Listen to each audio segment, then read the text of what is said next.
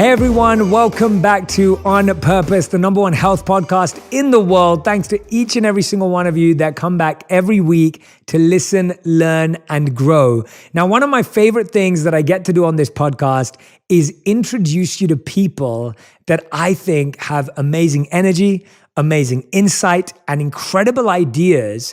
And not just that, plans of action, strategies, techniques, and journeys that when they share them with you, you'll be able to follow in their footsteps, you'll be able to feel inspired, and you'll be able to innovate and start living your passion today. And today's guest is going to help us do all of those things.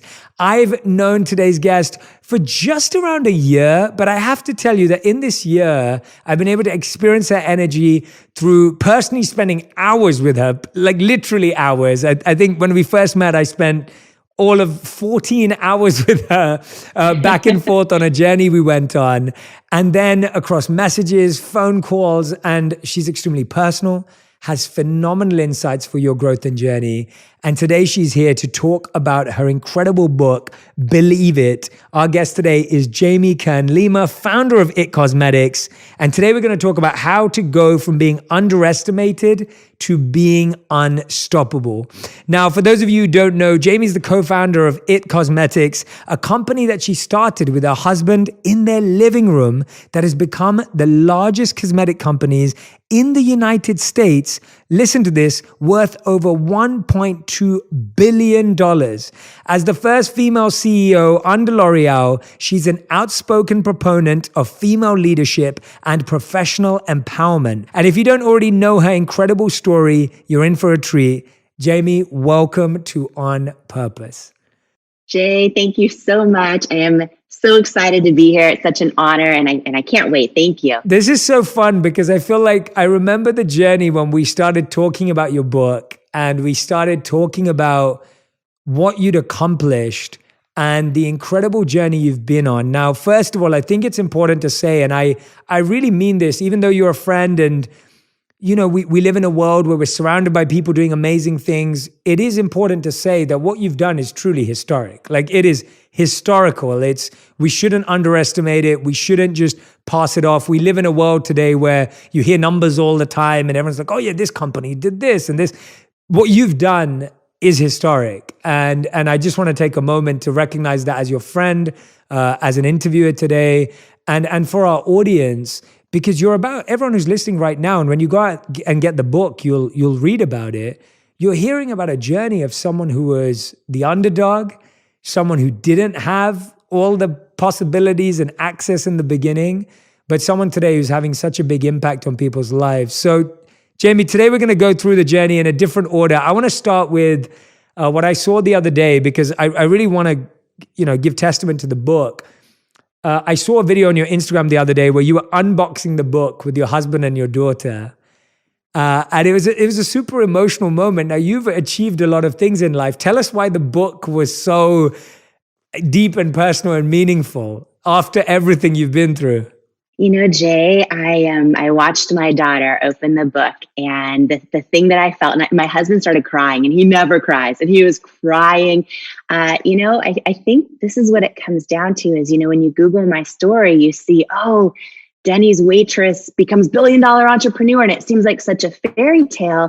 And after years of having so many women DM me on Instagram saying like, oh, did you get lucky? Or, I wish I had connections like you. I kind of realized that if we don't share the real stories behind the stories, like all the real stuff, then people feel alone in their own rejections or setbacks or, self-doubt or not enoughness. And watching my daughter open the book was kind of my proudest moment because this is the first time ever that I've ever just like pulled back the curtain and said, here's what really happened. And here's how the first 3 years of constant rejections happened. And here's how I got through them. And here's the things I did wrong, the things I did right.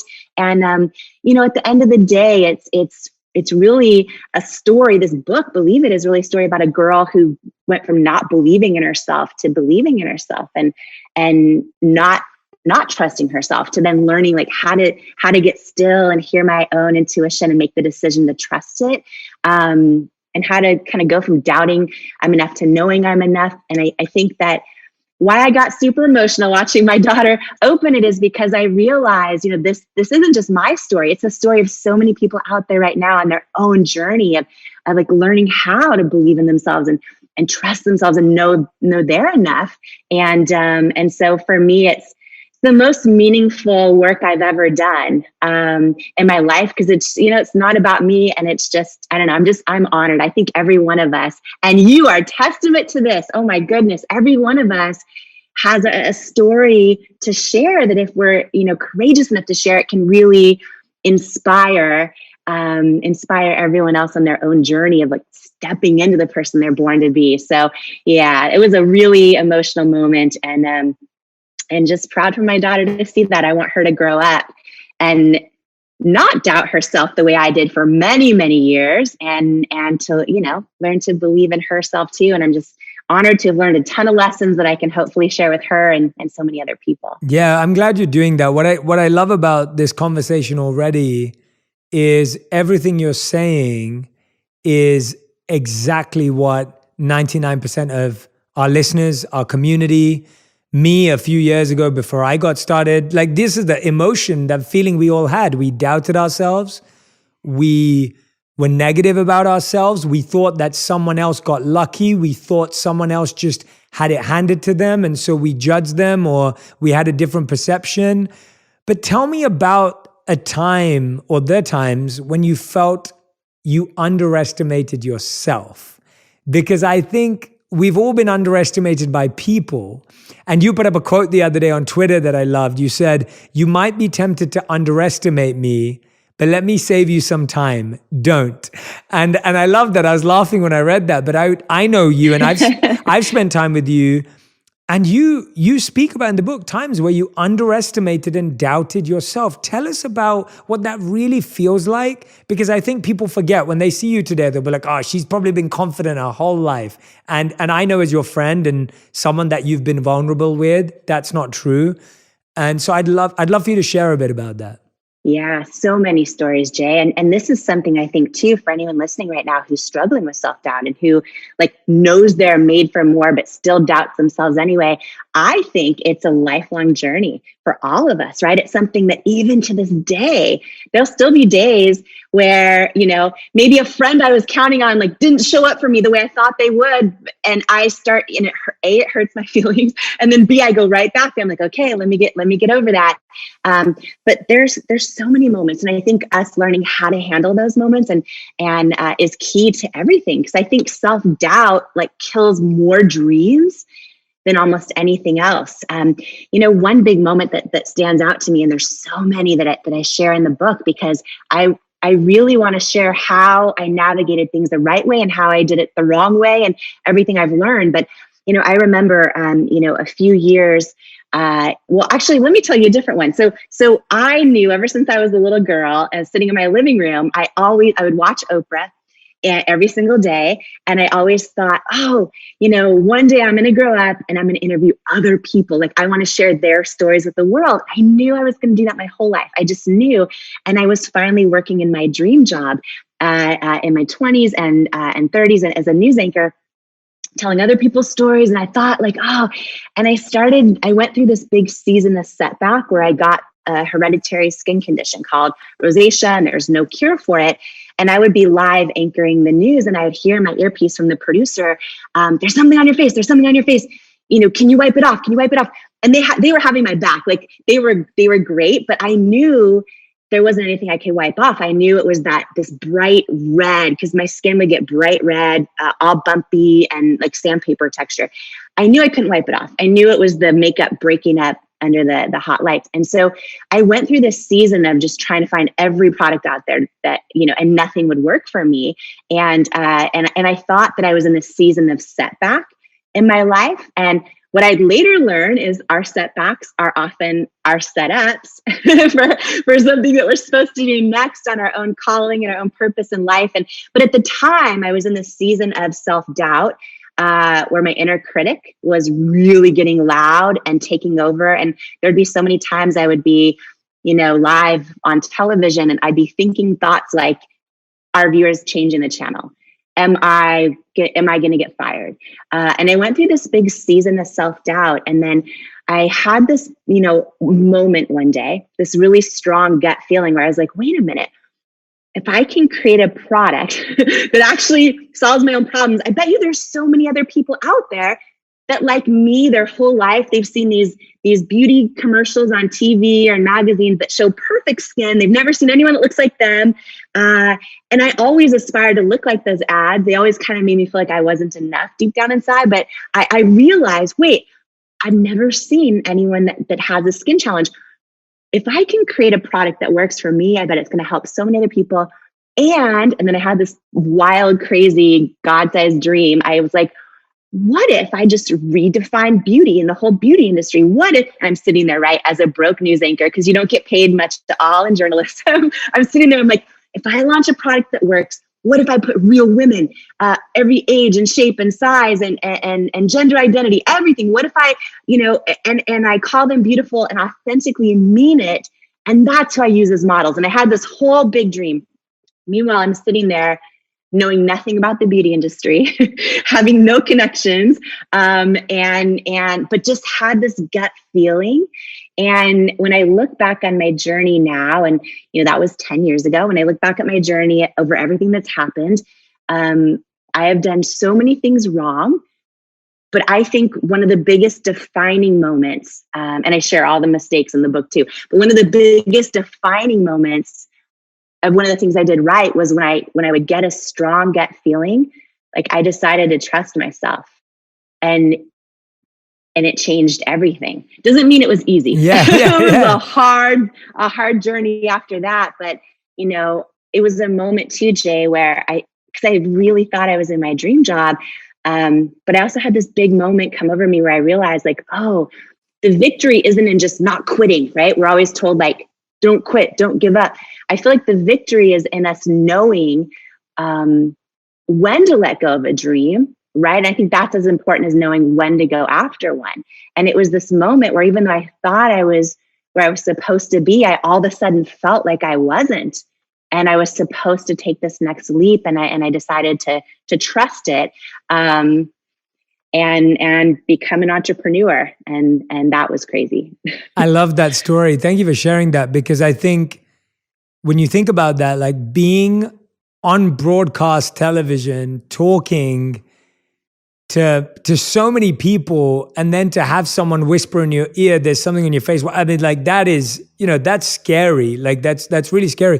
Tell me about how you even got there, because I feel like there's even a layer before that when you had the confidence to be on TV, and that was a dream that you had watching Oprah. Tell us about the period even before that. Maybe it was in your teenage years as a young girl. What were the doubts and the underestimations you had in even to get to that stage of being on TV? Yeah, I think that, being a person who is kind, and I think maybe you can relate to this. I think whenever you're kind, people underestimate you just right off the bat. And so that's been something that, is important to know, I think, your whole life. But, I was always underestimated for that, but I also always had this kind of internal knowing. I'm actually curious if you've had this, but you can tell I want to interview other people. That's like my whole thing. That's not happening today. I'm not letting you. Okay. I'm not letting you. Okay, well, one question, because maybe your listeners can relate to this, or maybe even remember this moment. But I was 9 years old when this happened, and I remember watching Oprah on television. And Barbara Walters said to her, asked her a question in an interview. And Oprah said, I always knew I was destined for greatness her whole life. So she always knew this. And I remember at the time, this made the press everywhere, and people started kind of like hating on her for saying this. And I think people weren't used to, in particular, a woman being so bold to say something like that. But I remember being a 9-year-old little girl. And even though, and I think we all deal with underestimation, I also remember having this feeling when Oprah said that, when Oprah said, I've always known I was destined for greatness. I remember sitting there as a little girl going, me too, me too. And I would literally see what's possible through her sharing her own story and her sharing her own vulnerabilities. And that's a big reason I wrote this book too. But this will be I'll try to make this my only question for you. Like, because look at everything you are doing and look at how you are helping to heal humanity through love, and look at the millions of people you're impacting. Like, have you always had that feeling as well? Since you were little? Yeah, it's a really good question, actually. And this is why you were a great interviewer. I don't think I've ever been asked that question before. So when you were watching Oprah, and I grew up watching Oprah too, but I think the first person that had a big impact on me through their media was Eminem. So I grew up as a teenager listening to Eminem. And I would not just listen to his music, I would watch his interviews, I would watch his early videos. And I think I learned so much about resilience and opportunity from his story. And, you know, he had so many famous songs which would have so many lines about, like, you know, taking your shot, taking your opportunity. And so I don't think I ever believed any of what I am able and blessed to do today was possible. I don't think I did, because I didn't know anyone who'd done it. I wasn't exposed to the media industry. I wasn't around people like that. But I always knew that I had to try. And so I was very much convinced that I could try, and that I had to put myself out there, and I had to take opportunities, and I had to give things a go. But I never was aware of the result. I never really believed that the result was mine. I just knew that if I listened to what Eminem said, that it might happen, because he had this belief set. And so when you ask me that question, I know exactly what you mean. And it's lovely hearing you say that. I think we should celebrate that, because we would all want our children to say, "Oh, mom, dad, I want to go and help people. I want to go and serve people." Like, you're not celebrating, you know, even your work. Like, it's not just celebrating the success of a makeup company. It's like you're celebrating the success of you wanting to help people with a real challenge, with real confidence. There's so much depth to that. So your first chapter is called "When Your Intuition Talks to You, Believe It." How do you know you're hearing your intuition? Because I feel that for so many people today, it's got so quiet, and you're mainly hearing just noise and your parents and your family. Like, how do you know when you know it's like, oh, that's my intuition? How do you know? Yeah. I'll ask you later if you bleached your hair like Eminem, and if you were Slim Shady and went through that whole phase. We'll have a combo offline. But I love that, like, you know, he was someone in your life that you like turned the volume up on and were inspired by it. I think that's huge. So, yeah, you know, intuition, when your intuition talks to you, believe it. Like, I have learned, Jay, like time and time again. And I believe, by the way, every one of us has an intuition and a knowing. And I believe that our knowing is always right. And I think that exactly to your point, I think all of the noise of everything around us, of self-doubt, of our inner critic, of, you know, our friends and family who love us, but like don't get our dreams or our hopes because they're seeing it through the lens of their own fear or their own experiences. And all of that can become so loud that it's like this huge barrier almost of self-doubt. It reminds me of like when you're on a flight and you see all these clouds below you. It's like we're walking through life with all these clouds of self-doubt. And sometimes it's so hard to like penetrate through them and hear our own gut and our own internal knowing. And I think a lot of people have lost touch with it and haven't heard it for a long time. Absolutely.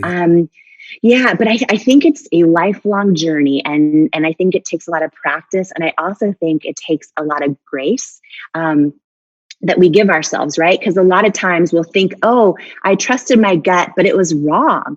And all these things, like, what do I do? And I think that it takes literally a lot of practice, and it takes building that muscle and getting still and learning to hear your own truth. And I'm sure that, you know, through all of your teachings of meditation, you probably hear from people all the time, like, oh, Jay, I try to meditate, but all I do is go through my to-do list in my own head, or all those things, right? It takes time, and you have to give yourself grace in it. And, you know, an example of how I started building this intuition muscle also is looking back at experiences, right? Like, everyone listening right now can probably think of a time that they trusted their gut, they trusted themselves, and it was right.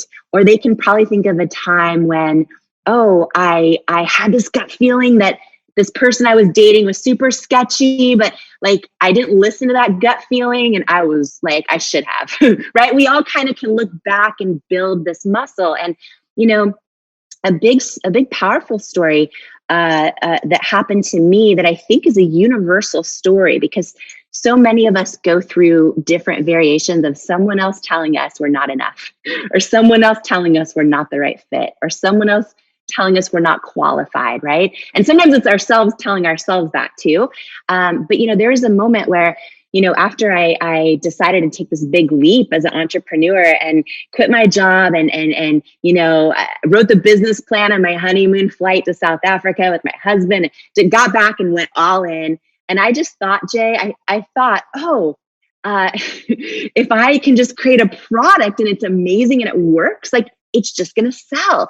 And thank goodness I didn't know how hard it was going to be an entrepreneur, or I may have second guessed myself. But we poured every penny we had into creating a product and hiring an advisory board. And then what I wasn't anticipating was, from the moment we launched the brand and from the moment we had a product that I was like, oh, this is life-changing and it works, it would be 3 years before we could afford to pay ourselves. And all of the beauty retailers that I had put on pedestals that I love, like I would save my tip money as a Denny's waitress to buy a MAC lipstick or a Lancome eyeliner, go into all the big department stores all over the world. Like I loved it. And so I had always held these amazing retailers on this pedestal. And now I'm sitting there with my own company thinking like, oh, the product works, they're going to love it. And every time I would send my product to all the department stores, the beauty retailers, QVC, everywhere, they all said no, unanimously. No, you're not the right fit. Your packaging's not nice enough. And this went on and on and on. And about 2 years into it, and we were staying alive, by the way, selling about 2 to 3 orders a day on our website. And that was it. And about a little over 2 years into the company, I got a phone call from a potential investor. And I was like, and I was so excited because I thought, oh my gosh. And this was a big private equity company that has invested in a bunch of the consumer product companies like We All Buy in grocery stores. And they've invested often in pre-revenue and made them big household names. And I thought, oh gosh, if they invest in cosmetics, like A, I'm not going to go bankrupt, and B, they're going to help, like maybe they'll use their leverage to get me into these stores that keep telling me no. So Jay, I was so excited. I thought this is going to be life-changing. And we started doing meetings with them, and then entered the diligence phase, and they loved our product. And diligence phase meaning like we showed them product pipelines and future projections and all the stuff. And it got down to the final meeting, and my husband and I flew up for the meeting. And I'll never forget this moment because it's literally a moment that's etched so deeply when I think about how have I built my muscle of intuition. But we were there for the final meeting, and I just thought it was going to be life-changing. And I was standing there about 3 feet from the head guy, and he was super nice. And he was like, listen, we love your product. We want to wish you the best of luck, but it's a no. We're going to pass on investing in It Cosmetics. And I was like, okay. And I'm so used to hearing no at this point, right? And I'm like, okay, can you tell me why? Because feedback's usually a gift. I'm like, can you tell me why? And he was about 3 feet from me, face to face. And he says, do you want me to be honest with you? And I said, yes, please. And he says, I just don't think women will buy makeup from someone who looks like you with your body and your weight. And I remember in this moment, wow, two things happened. So I remember physically feeling this, like feeling through my body of like a lifetime of body doubt, just like flooding my body. And I remember looking at him. I literally felt no anger at all. I mean, it was obviously super hurt. But I was watching the words come out of his mouth. And literally I had this feeling, like this deep feeling that he's wrong. And I remember this feeling like it was yesterday. It was like literally in the pit of my stomach. Like it was like this knowing he's wrong. But I also knew I had no proof he's wrong. And his words hurt. I went out to the car and cried my eyes out. And I had to do a lot of work to like turn down the volume on those words, not repeat them over and over for years. But I just felt like he was wrong. And the other thing I felt, Jay, was, it's weird. The one thing too that, when I look at the things I've done right to how to build this billion-dollar company, I never took the rejection personally, even when it hurt. And there was hundreds of rejections. But like in the case of this guy, when he said those words, I realized after I had a moment, to process them, he was just as much impacted by a lifetime of the beauty industry as I was. And to the point where he thought, oh, if you don't look a certain way, I can't make money off you. So he's just, so his words in a way were just confirmation of why I needed to keep going, because things needed to change. And, and by the way, just to share this in case I forget, I share so much more about this, but 6 years later, when L'Oreal acquired the company that I started, my living room, they acquired it for $1.2 billion cash. And it was all over they released this, right, in a press release, which I didn't know they were going to do until the day before. And that day it was all over it was the homepage of the Wall Street Journal, everywhere. And I got an email from that investor. And I hadn't heard from him, Jay, in 6 years. And I got an email from him and he said, congratulations on the L'Oreal deal. I'm so happy for you. I was wrong. And I learned it would have been the most successful investment in his firm's history. And the other thing that I just want to share, because I think this is powerful, because I think so many people, especially listening to us, watching us right now, are coming out of a really hard year, and the year of things not making sense, and sometimes, people are just in a season or a moment of rejection or setback. And there's a really famous quote that says, rejection is God's protection. And I think this applies to every faith. A lot of people will replace it and say rejection is the universe's protection. And it's wild, because when I look back at so many rejections that I've gone through, and I just feel like someone might need to hear that today, right? Because it's like I look back, and even when they didn't make sense at the time, and even when I thought there's no way this is meant to be, or all those things, like this just hurts, or it feels unfair, or personal, or I look back and it's like, wow, I'm so grateful for the hardship or the setback, because years later sometimes it takes years till we see like, oh, I'm in the place I'm supposed to be. I was, the rejection's God's protection. But in this case, Jay, at the time that he said those words to me, I was so desperate. I didn't know how we were going to stay alive as a company. I would have probably given him the majority of the company for almost no money, right? And because he didn't believe in me, and because of that rejection, and then a lot of others as well on the way, and other people that did believe in us for sure. But because that guy didn't believe in me, by the time we did sell our business to L'Oreal, we were still the largest shareholders. So it's like, wow. It's like, I always thank God, not just for the open doors, but for the closed doors. Absolutely. And just having that trust in it, right? Absolutely. I loved every bit of what you just shared, because I think that's the reality of it. And, obviously you've only told us about one of the bigger rejections, and the book goes into detail on all of the smaller rejections, the quick rejections. I mean, the idea of that you were patient, that you didn't pay yourself for 3 years. There's so much patience involved. There's so much resilience and adapting and going at it again. And you're getting so much negative feedback from even people of influence. And I think, and I can relate to all of those in my own personal life and my journey. There's so many parallels that I'm like, oh, I remember exactly the executive that I had a similar run-in with. And so what I'm fascinated by, though, is how much have you found that building something successful, what percentage or what ratio is it mindset versus the actual skill of business and product that you're doing? Like, if you had to divide it, where would someone like you divide it? How much of this was you having to learn packaging, learn sales, learn spreadsheets, learn growth, versus how much of this was you being adaptable, being persistent, being resilient and relentless in that pursuit? Tell us a bit about that journey of both of those. Yeah, I mean, gosh, if I had to answer that just right off the fly, I would say 80 or 90% mindset. Wow. I really believe, and now in this journey, now having the blessing of meeting thousands of entrepreneurs and just seeing the ones that make it and the ones that don't, and the ones that build things, or even just human beings, and the ones that go after their goals and things like that, and step into all of who they are, versus kind of like stay in their comfort zone and talk themselves out of their own truth. I really believe, I truly believe, where you come from doesn't determine where you're going. I believe that we all tell ourselves these lies like, oh, I don't have the right connections, or I don't come from the right family, or I am not qualified, I'm not smart, and all those things.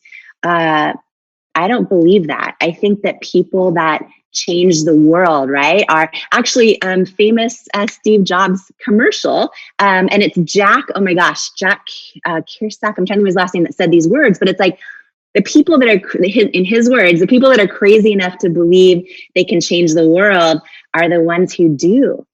It's not the people who are smart enough change the world. It's not the people who are, right? And it's like, look at you having, and you're brilliant, but having a vision to make wisdom go viral. It's like you had the guts to go for it.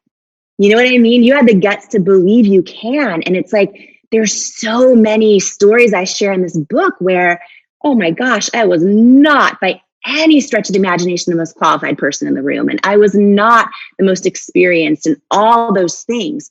But so many times I just made the decision to believe that I could. And sometimes that's what it comes down to. And I also feel like, I've learned a lot of powerful lessons along the way as well, that have become freeing. And, I heard you share a quote, and you'll know where this is from. You shared where it's from too, but that you can't be anything you want, but you can be everything you are. Will you share that really fast again? Yeah, no, that's it. I talk so about, good. Yeah, I talk about it in my book. I talk about how we've been told two lies since we were young. And the two lies are, the first one is, you can be anything you want. And I do think there's a lie in that, because I think you have a unique journey and you're not meant to be anything. And the second lie that we've all been told is you'll be nothing. You won't make it. You're insignificant. You're irrelevant. It won't work. And that's where I say that you can't be anything you want, but you can be everything you are, because what you are is, and that's your story, what you just said now, the idea that this person said to you, like, oh, people are not going to buy makeup from someone who looks like you. Like, that's one of the worst things I've ever heard anyone say. Like, that sounds terrible, but the idea is that you became who you were meant to be. And I think that stops you from the idea of envy and comparison, Yes. and all of that. Yes. But, oh, you're gone. And Jim. that's so huge. That's so huge. And just to add one thing to that, so I'm going to get so fired up right now, because I know someone needs to hear this right now who's going through this, because we're in this world of social media where we're like, oh, it's so tempting to compare ourselves, or to get distracted, or to feel less than, or to see someone else's highlight reel and think we should change who we are. And, there's two big things that happened, Jay, in this journey. And one of them was, after 3 years of hearing no, we finally got a yes to get one shot on QVC, right? One shot. And it came, and QVC is a live TV shopping channel. So in the US, they're broadcast to 100 million homes live, and there's no script. And every company, from Apple, iPhone, to Dyson vacuum, Vitamix, they all sell their product there. And I had learned, oh, you can sell more product in an hour on QVC than in a whole year in department stores. So I'm like, oh my gosh. And my whole thing was like, well, if I get this shot, if I can ever get on QVC, like, let me take this huge risk of, instead of showing models of perfect skin, let me actually prove that I made a product that works for everyone. And like, I had this vision of, what if I just take my makeup off and show my bright red rosacea? What if I put women of all ages and sizes and shapes and skin tones and skin challenges, like, and as models, and show live how the product works? I had this whole vision. Yet for 3 years, they said no every time. And by the way, that's another example. My gut kept saying, you're supposed to be on QVC. And for 3 years, they said no. And I think when these things happen to us in our life, when we have a gut feeling, but then we're like, oh, it must have been wrong. If you still feel in your gut it's right, it's right. And you're supposed to keep going. And learning to look back on those moments, I think, is how we build our muscle. And we finally get this yes and this one shot on QVC. And it's a long story. I go into detail in the book on how it happened and what happened and all that. But, just to share one tiny piece of it, we learned that in this one shot I was going to get in this 10-minute window on live TV, I would need to sell over 6,000 units of our concealer in this 10-minute window to hit the sales goal or not come back. And we were only doing 2 to 3 orders a day on our website. And so we didn't even have enough money to manufacture the product, get it in there. So we applied for 22 SBA loans. The 23rd bank, tiny bank in California, said yes, just to covering the money to get this one order off to QVC. And it was consignment. So what that meant was, in this 10-minute window, right, I get this one shot on national television after 3 years ago. And if we didn't hit the sales goal, whatever product didn't sell, they would ship back to us and we wouldn't be paid for it, right, as a consignment deal. And so you really shouldn't take this risk as an entrepreneur. But we were to the point where it was this, the only option. I didn't exactly. And so I thought, okay, we have a 10-minute window, and I had this whole thought of what I was going to do. And we used some of the loan money to hire third-party consultants that help so many people sell their product on TV. And they really, truly do help so many people. And then I was faced with this dilemma, though, because what they all told me was, okay, Jamie, if you want a shot at succeeding, which most people fail on QVC after one chance, if you want a shot at succeeding, here's what you need to do. And they told me exactly what to do, which was to cast all models that were in their early 20s, perfect skin. And I'm like, okay, but that's not why I made this business. And that's not why I made this product. And you can't fake authenticity. So if I go out there live on TV and I'm like, it'll create a barrier of disconnection with me and the customer. So I knew all those things, Jay, yet I was like, oh my gosh, I get one shot. I don't what do I do? And I couldn't try it both ways. And I flew out to QVC a week early before this one shot on air. And they're in Pennsylvania. So they're about 30 minutes west of Philly. And I sat in this rental car all alone in the QVC parking lot, which sounds creepy now because I've now been in the parking lot thousands of times. But this was before I ever got a first shot. And I sat there in the parking lot, staring at the front door, watching people in and out all day for a week straight. And I sat there in that car, praying, crying, feeling because I think all of us go through these moments where we believe in our values, but then they get challenged. And I just remember, honestly, at times being like, well, maybe if I try it their way and then I get success and I build, maybe then I'll try it my way. That's authentic. Wow, I had all those thoughts, yes. Go on. right? Yeah. Of self-doubt, enter my head, challenge my values. And I'll never forget, there was one moment in that car where I just imagined, okay, if I have one shot, what do I want to stand for at the end of the day? And I imagined who that person was turning on their television. And I don't know why, but I kept imagining a single mom folding laundry who had forgotten, was too busy to remember that she mattered and that she's beautiful. And I had this crystal clear moment of intuition where I just realized, I'd rather, if she's going to bless me with 2 seconds of her precious time, I'd rather have her look up on her television and see me showing women who look like her, calling them beautiful, meaning it. I'd rather have her see that and be reminded of her own beauty and have her not buy anything. I'd rather that happen than me sell a ton of product and stand for nothing. And so I knew what I had to do. And I knew for me, it was how do I try and stand for something for every little kid out there who's about to see these images and start doubting themselves, and every grown person who still does. And I just knew what I had to do. But honestly, it was really scary. And I remember walking into the studio for this one shot, this 10-minute window. And Jay, you'll totally understand the setup, but there was cameras everywhere, a big time clock on the floor at 10 minutes. It was set for 10 minutes. And I knew once the host came to my set, because everything's so quick in real time, like they'll go from Dyson vacuum to, you know what I mean? So once she came to my set and that clock started, we would be live to 100 million homes. I would get one shot. And I learned, which was really fun, oh, if you're not hitting your goal a minute or two in, they'll actually cut your time. Like you can be at 8 minutes left and jump to 2 minutes left.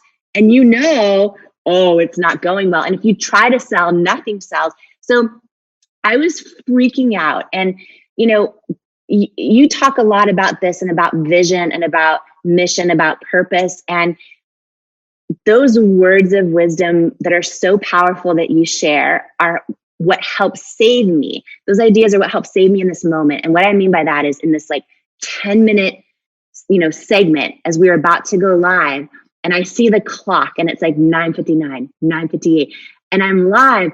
I would go into this space of, is my dress too tight? I felt the sweat dripping down, and I'm like, wait. In my head, okay, if I make this about me in this moment, I'm done.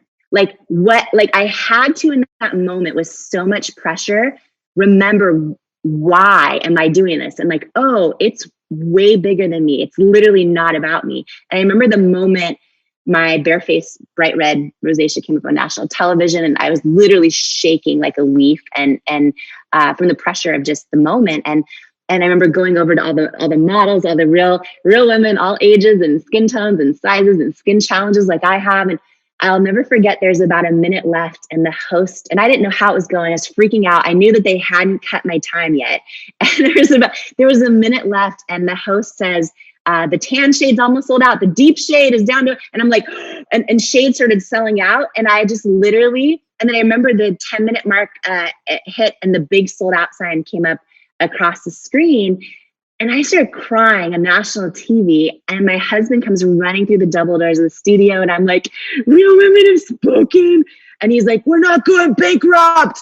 And you've met my husband, so you can probably imagine him doing that. So we're not going bankrupt. And that one airing, Jay, this was after 3 years of no, right? And that one airing, which was September of 2010, turned into 5 airings and 101 airings the next year. And then I did 250 live shows a year for 8 years. And we built the largest beauty brand in QVC's history. And it is right now, as you and I are talking, it is right now to this day. And the only reason I share that is because it was 3 years of no. And somebody in your audience needs to hear this today, that no one can tell you you're not the right fit. No one can. And if you listen to your gut and your knowing, it's not about selling a company for $1 billion. It's not about selling out on QVC. It's about, like you said, am I stepping into all of who I am, and am I trusting that? And those are the moments that change our life. Yeah, no, wow. I was literally with you when you were sharing that. And that's what I love about the storytelling in your book as well. It's I'm with you, and I can feel it with you. And when you're talking about whether you're sweating or whether you look right, I'm with you, and I can, I feel it all. What I love about what you've just shared is that it convinces me and gives me more confidence and faith in the idea that purpose is the only thing that can let someone win. Because what you were just sharing with us is, you had to make it not about you. It was about the people who are struggling with this skin condition. It was about the people that are not being welcomed onto ads and not welcomed into magazines and not welcomed because of the judgment that society had at the time. And you were doing it before. I feel like a lot of these topics are being talked about today. This is what we're talking about is 13 years ago, right? 13, 14 years ago. And it was a several year journey to try and shift this to happen in the beauty space. And the thing that's so special to share is, we built to millions and millions of customers, over 1,000 employees, all of that. And I think it's 95%, the last time I checked, of our customers have no skin issues. Wow. 95%, right? It's people that feel less alone and more enough and more seen and are tired of seeing images that don't look like them, and don't just want to find great beauty makeup products, because actually it's not even why I created the brand. And even though I love our products, it's not why I created the brand. I created it to try and shift culture, even for women to be more confident on the days they don't even want to wear makeup. You know what I'm saying? And to feel just as beautiful. So it was like this way bigger thing. And exactly what you said, I think, is so true. And one of the stories I talk about in the book is this experience I had with Mean Girls and dealing with that. And I actually never was bullied as a kid. And the first time I ever was bullied was in my 30s in the QVC green room. And it was like shocking because it was adult women. And I've never shared, 95% of the book I've never shared before, but I share these stories because I just want everyone going through them to connect and to see like, oh, here's one idea of how to get through it. And here's another perspective on it. And, in this story, I had friends I thought were my friends. And by the way, most of my close girlfriends have been my friends for like 20 years, and they are amazing. And they all have different faiths, they don't vote the same. They don't love the same, all the things. And they are amazing. So I'm blessed to have really great friends. But one thing I learned is, when you start a new dream, not everyone's happy when you actually start to become successful. And I had this moment where I thought there's just a handful of women who I really thought were my friends. And when my brand started really taking off, they didn't like that. And I went through this season of bullying, which I go into in the book. And I would like go out of leave a show after like selling, all the sales pressure. And I'd leave a show and go sit in the car and cry for hours, and then come back in and have to do another show, and just trying to get through it and figuring it all out. And I had this big moment that was two big moments actually, Jay, that happened in the QVC green room that were life-changing. And I've now seen to be universal across thousands of entrepreneurs I've met and all the women I mentor now. Two big things happen in this journey of Mean Girls. I realized, oh my gosh, so many of us think it's easy to think that someone else's success takes away from our own. And I don't believe that's true. Nope. And right, it's not true. And what I decided to do in this moment of getting bullying was not let it be a distraction, not actually even for a second think I'm competing with them. And I had this big aha moment where I realized, and I believe this to my core, none of us are here to compete with anyone else. I believe we're here to compete with the person we know we're born capable of becoming. Yeah. And that person has nothing to do with anyone else. That's, to your point, our own unique purpose, our own unique calling. And that's what I focused on. And even to this day, Jay, I know I'm nowhere near that person yet who I'm capable of becoming, but I'm sure, on my journey. But the thing that when I kept that as my focus, what ended up happening in these 8 years I spent in the green room, I saw thousands of entrepreneurs come and go. And when I look back at what's the commonality with the ones that actually made it and the ones that built something that lasted or built something that matters? And to your question earlier, it's not how smart are they, how qualified are they, right? It's literally this simple. This is what I've seen in thousands of entrepreneurs. The ones that were the same on air live, selling to customers, which is a form of connection, right? But as they are in the green room, the people that had that alignment were the same, for better or worse. Some are quirky and crazy and funny, and some are not very, but the ones that were authentically themselves on camera, same as in the green room, those are the ones that last. Right. And the whole idea, right? Because all of the research out there that you can't, it's impossible to have a real human connection unless you fully show up authentically as yourself. And so many people think, oh, I'm distracted by social media, I need to show up like somebody else, or this is working for someone else on their page or with their community, so let me try to show up that way because then I'll get more followers, or let me show up this way in the dating world. Whatever it is, we're literally putting a barrier up of disconnection when we show up as our representative. And I watched this happen thousands of times where someone would be super, whatever in the green room, amazing, funny, happy, sad, introverted, whatever it is. And then they go on air and they're their representative. and you can't fake authenticity. And it's the most freeing lesson in the world, because it's so much pressure when you think you have to change who you are, or be more like someone else, or hide the parts of you that you feel like are past mistakes or are embarrassing or anything else. And it's like, oh no, the power is, and the freedom is in realizing, oh my gosh, when I fully show up as who I am, for better or worse, that's your superpower. And that's when people actually authentically connect with you, whether it's customers or your community online. And I feel like when people get that, it's the most freeing thing in the world, because it doesn't matter what someone else is doing on social media or this or that. It's like, all that matters is you like fully showing up as who you are. And it's really, and I talk a lot about this in the book, this idea that like authenticity alone doesn't guarantee success, but inauthenticity guarantees failure. And I've just seen it now thousands of times. And I just think it's one of the most freeing things to learn. And I think it helps us, to use the words you shared earlier, I think it helps us build our confidence around becoming all of who we are. Yeah, but I love the way you define authenticity as alignment, like between the green room and being on stage, because I think authenticity today, there's a lot of misconception about it. Authenticity just means like being yourself and showing yourself. But what you're saying is actually like, internally your integrity is aligned. And what I love about the book, and this is what I recommend to everyone, when you grab a copy, you'll see this, is that Jamie walks through all the struggles we have. So you have chapters, which he just mentioned, believe in the power of authenticity. But then there's other beliefs that we all need, like believe in being brave over being liked. And I love the way the book's structured on what we need to believe in versus what we need to stop believing. So Jamie, I want to ask you this question.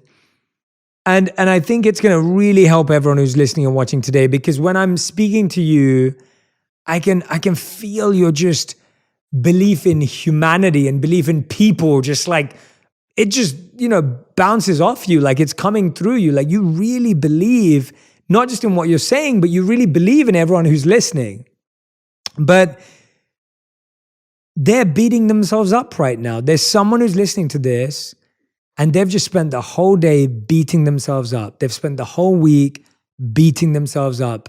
And I almost think like the opposite of belief is not doubt, it's beating yourself up, because doubt is questioning yourself, and that's a positive, healthy habit. But the negative, unhealthy habit is you're just beating yourself up. If someone's listening right now and they've been beating themselves up, what would you say to them? Yeah, I would say you're not alone.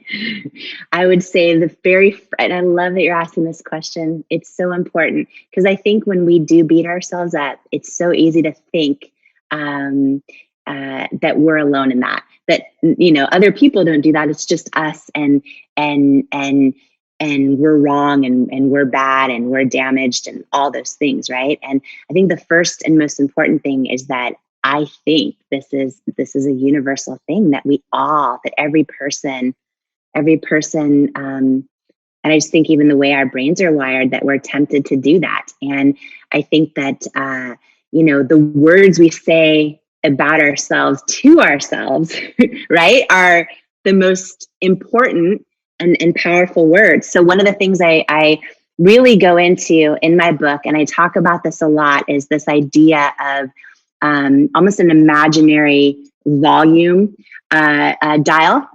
And another thing I talk about, a good friend of mine, Bob Goff, taught me this lesson. And I said, oh my gosh, and it was just in a small group conversation. I'm like, it's changed my life. And I'm like, Bob, can I share this with everyone? Because this is going to serve a lot of people. And I talk about this too, where he talks about the power of your own microphone, right? So here's the thing we all need to get really good at. And this takes practice, and it takes time.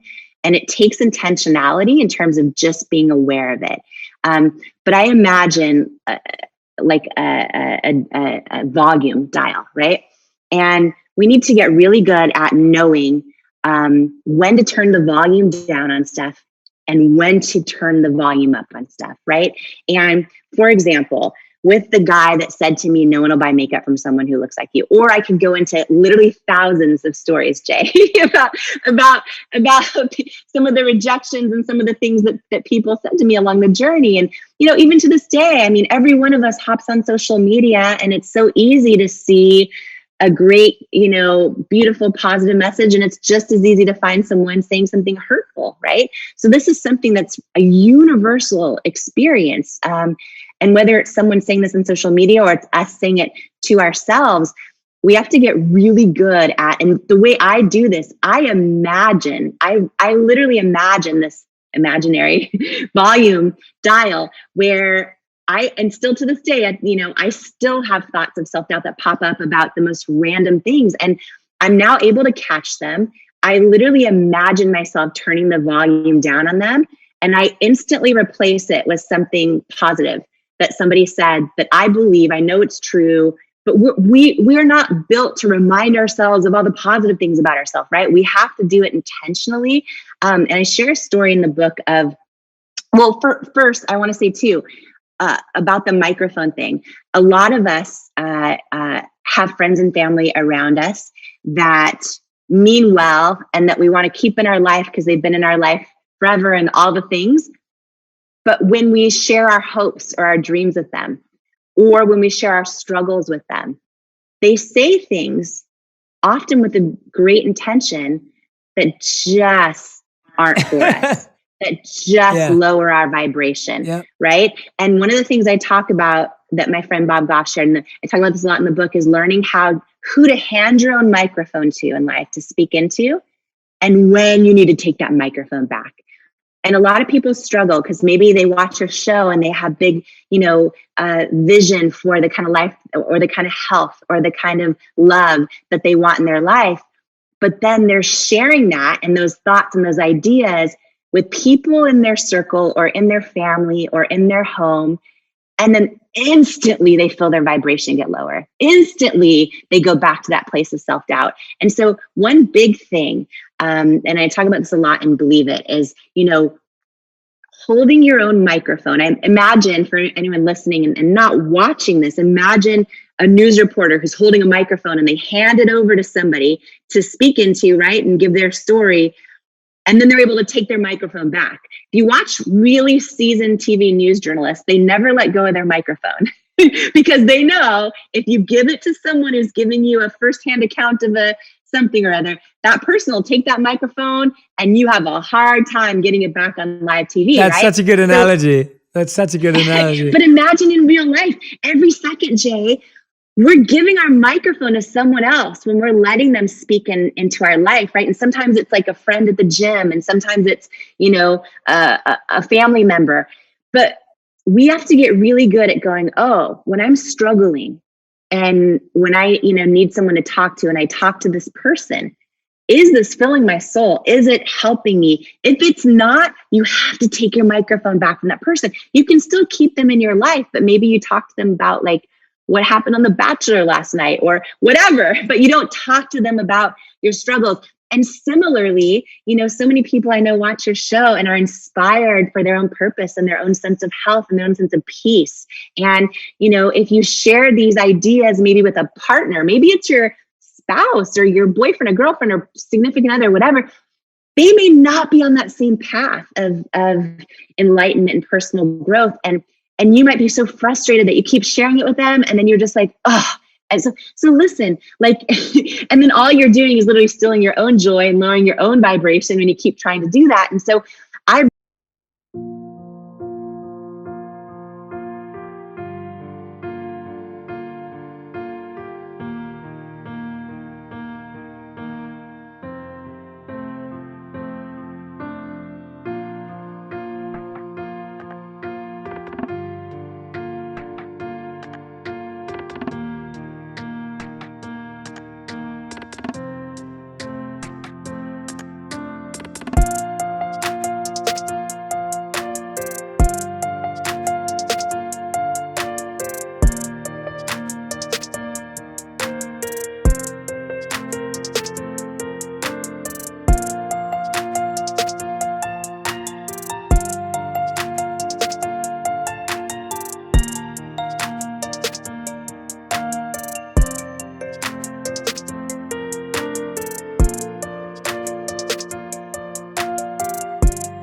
learned this lesson, and I think it's so powerful, of taking your microphone back.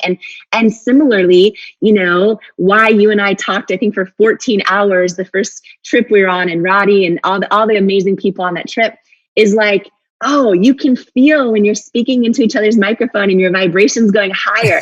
and people get it, and they're dreaming. And it's not that people tell you what they want to hear. They'll still call you out on your crap, but like, everyone has this vibration, right? And I think knowing, and by the way, your show can be something that someone puts their microphone up to, right? It doesn't always have to be a person physically in their life. Your book is that's a perfect example. Absolutely. Yeah, exactly. And so that is huge. And what I would say for people, really just struggling with that inner critic, is that I think it is a practice of identifying it. And for me, of course, I am the biggest proponent of therapy, and I'm the biggest proponent of personal growth and all of those things. And in my book, I share a lot of the tools that worked for me, because I think that, so many of us are in that spot, and that self-doubt takes over. We start to, hold on to past labels people put on us, words they said about us, past mistakes, past miscalculations or regrettable incidents or things we did wrong. But like, I believe in life, like, we're not our past mistakes or any of those things. I believe we're our intentions going forward. And I think that, implementing some of these tools from the book and into your real life is really big, because for me, I battled self-doubt my whole life. And, there are so many stories. The investor and the weight one is just one of many. There are so many that I share and talk about how did I get through. And I would create this imaginary toolbox that I would just go back from and pull from. And one thing in my imaginary toolbox is just every time I catch myself, putting myself down, telling myself things like, you're not qualified, you're this, that, I pull from another moment and I replace that in my own mind, and I try to turn the volume up on that, right? And sometimes it could be, something kind that somebody said in the line at Starbucks. Like, sometimes it could be someone saying, oh, you just brighten my day, and I'll remind myself, oh, and I turn the volume up on that. There's a moment I share the first time when I met Michelle Obama, and something she shared to me in the book, and she just said the most beautiful words. And I won't give up the story, but those words, I replay them in my mind, right? So when I have moments like I'm tempted to replay my own self-doubt, I literally turn it down and I replace it. And I think that's a big thing. And I think it's important to know we're not alone, and it's all a journey. The way we started this conversation, I think, is so relevant to this question, which is all of us have these experiences of self-doubt, and then we all of a sudden have the noise of other people's opinions. Or if you're launching a business or building a community online, like what I went through was years of no proof that my idea was going to work. So when we have no proof around us that what we're doing might be successful, and we have friends and family worried about us saying, are you sure you should have quit your job? Or are you sure you're qualified? All those things, right?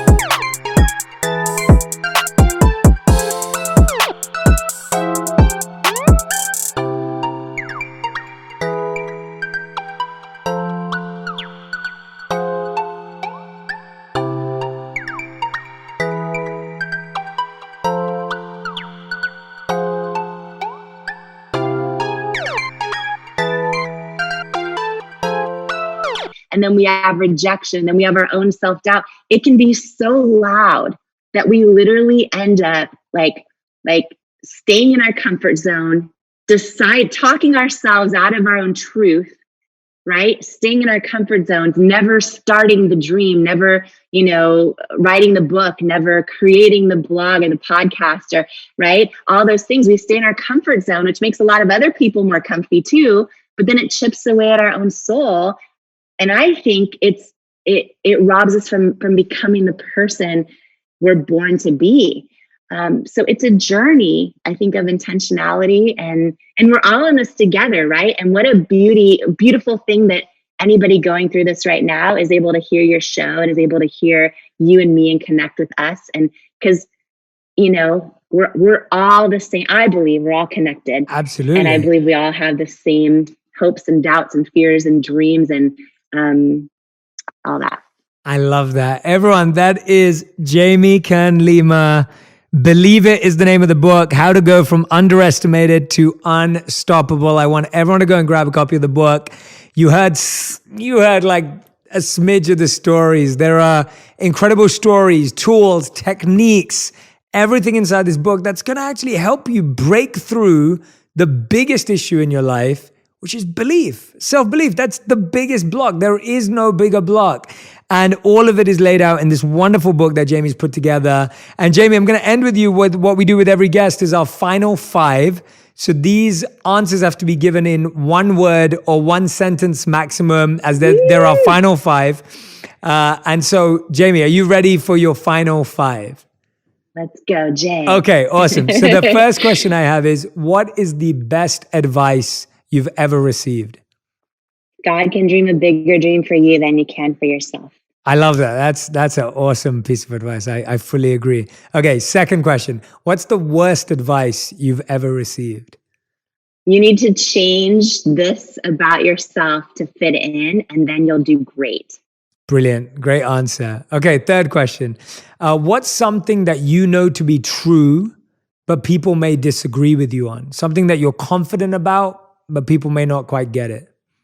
These famous words, I'm so confident about them. And I remind myself about them every time I start to doubt myself. It's a famous saying. I think it applies no matter what faith you are. God doesn't call the qualified. He qualifies the called. Oh, I love that. Everyone agrees with it. I live by it. That just gave me shivers. That's really powerful. I love that. That's beautiful. I love that. That is so beautiful. I love that. Thank you for sharing that with me. Okay, question number 4. We got 2 left. Question number 4. What's the biggest lesson you've learned in the last 12 months? Champions aren't made when the game is easy. And this has been a tough year for so many people. I believe if anyone's listening to your show right now, I believe they're a champion. And I think we'll get through this. Uncertainty won't take us down.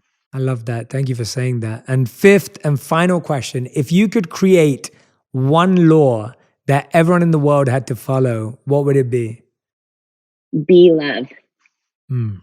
I love that. Live love, be love. That's beautiful. What we all are.